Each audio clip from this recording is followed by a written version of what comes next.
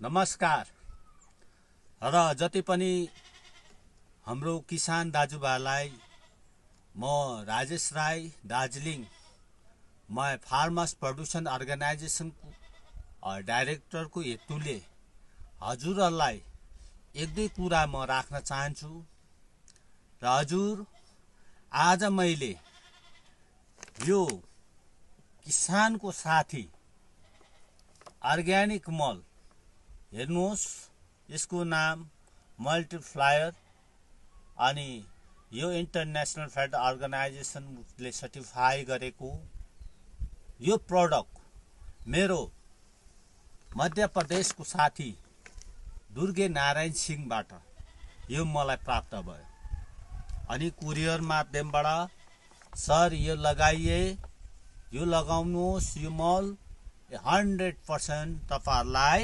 यसले रिजल्ट दिन्छ।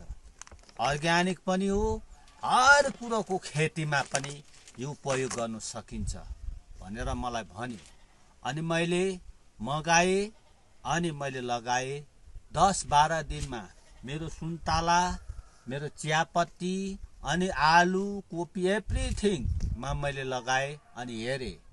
परीक्षण गर्दाखेरि साँच्चै नै मैले धेरै अन्तर पाए। धेरै फसलहरुको मैले डिफरेन्ट पाए र म आज तपाईहरुलाई यही निवेदन गर्दछु, हामी हावा र पानीको भरमा खेती गर्नु हुँदैन।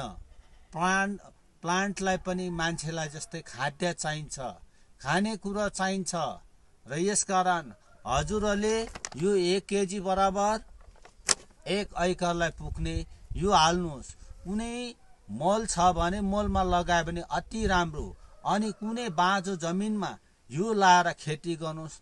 तपाईलाई म विश्वास गर्छु किनभने विश्वास नै ठुलो आधार हो। तपाईलाई यो भन्दछु, यो लाउनुहोस् किनकि आजकल गाईको मल साह्रै पाइँदैन, गाई पाल्ने पनि मान्छेहरू छैन।